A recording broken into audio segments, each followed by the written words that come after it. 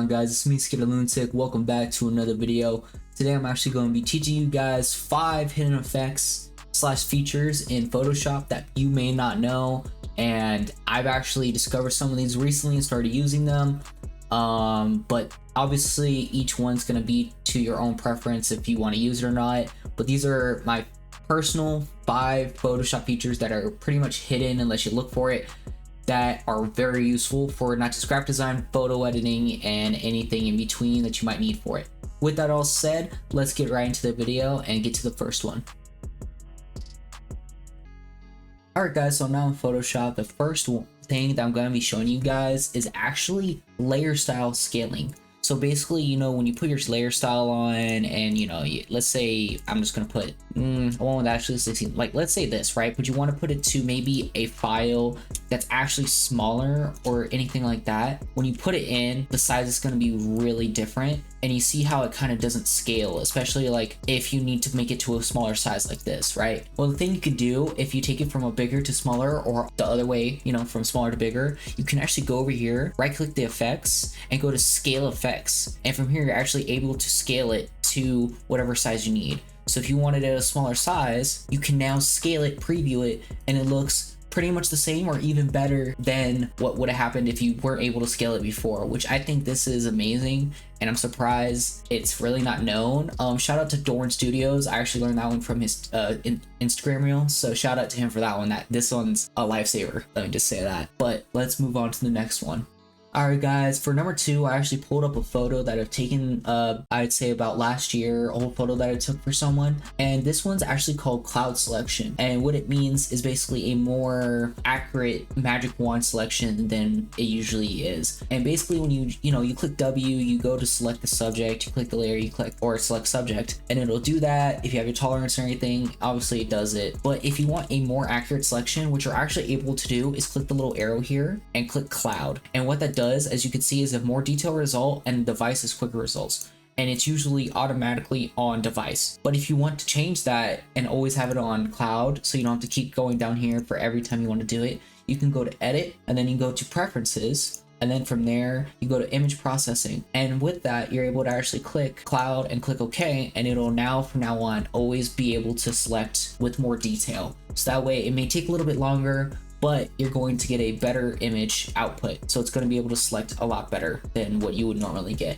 It is a really useful tool, especially if you're trying to do certain things with photos or with designs. So this is actually one of my favorites. I use this one all the time, and I hope you guys use this one too.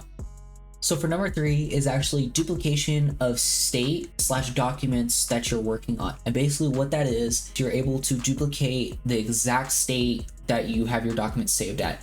So if you're trying to add effects, maybe make 4 or 5 versions of the same design just in different ways, instead of you having to like save, export maybe, or do that and, you know, keep them all as different folders, what this allows you to do is just basically duplicate exactly what you've done already before you've added effects or anything, and then just have it as a different save, which is very useful because it's actually very instant and you're able to do it on the fly. So there's 2 ways to do this, but the way I'm going to show first is the simple way. You just go to Windows, go to history. If you don't have it already, click that. I already have it and it looks like this. You just click this, and from here you just click new state, which is basically what it means, create a new document from current state.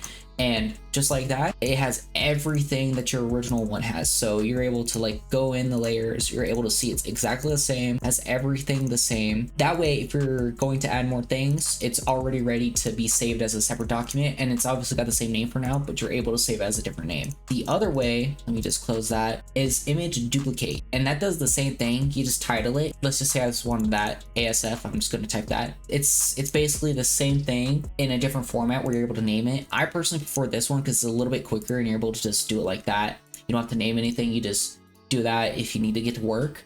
And to me, this is a new one that I found that I like a lot. Really underrated. But with that being said, let's get on to the next one.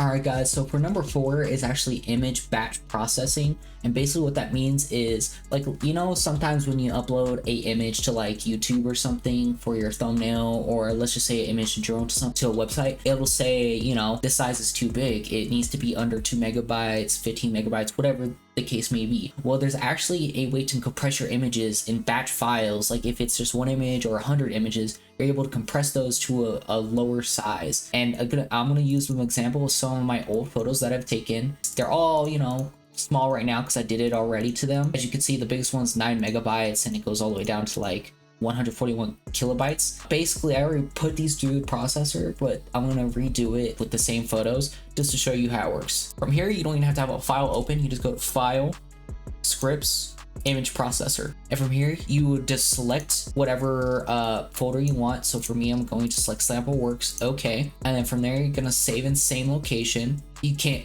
pick a different one if you want. So let's say you want to make it into a different one. So for example, test. We'll just put it in a folder called test. And from here, it'll just save as JPEG, and the quality, usually 5 to 7 is good. And from there, you just pretty much click run. And it'll actually open each image, put it through the processor, just like this. You don't have to do anything.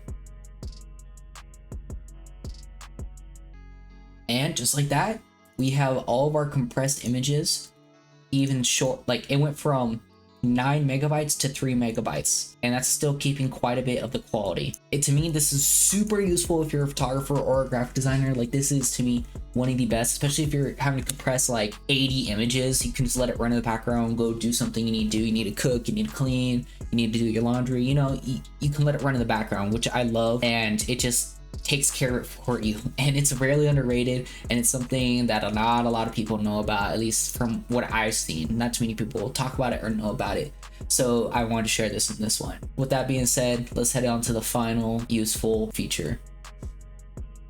Alright guys, so for the last feature that I use at least quite a bit for my graphic design and photo editing, if I ever edit in Photoshop for photos, is the camera raw filter.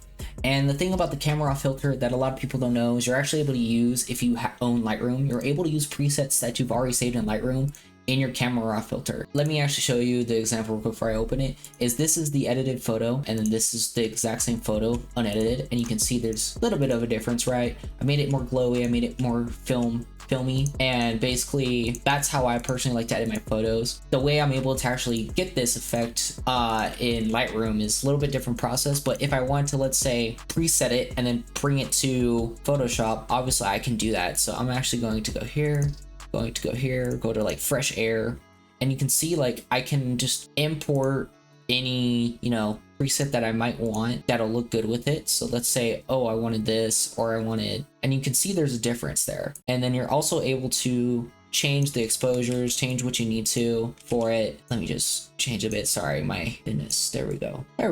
And you're able to pretty much import your presets from Lightroom into Photoshop. So if you want to do quick color corrections, you can, and you can also create presets if you wanted to. Obviously I just do it on Lightroom first, so I don't, because that's mainly for photo editing in general. It's not, you know, meant for changing everything like this. So you're able to just change what you need to, and camera raw filter is really useful, but it's even better when you combine it with Lightroom, because then you're able to save presets that are more highly detailed, I would say, and you're also able to do, how do I put it, do things in Lightroom that personally I have not found useful in Photoshop. This is one I use pretty much every design I make. I actually use this one preset I have from Volandez, who is an amazing photographer, and it is the Let's Get It preset, and I love this preset. It works really well on designs, and this is like the one I use almost for every single design you've seen. So it works a lot. Camera raw filters are really good for color corrections and everything. I don't know what else more to say than that. That is the end of this video, guys. Those are my 5 features, hidden things in Photoshop that are, to me, really good to use, really useful, especially for what I do, and honestly help out with designing, photography, you know, anything that you may be working on in that realm. I'd like to thank you guys for so much support in the past few videos.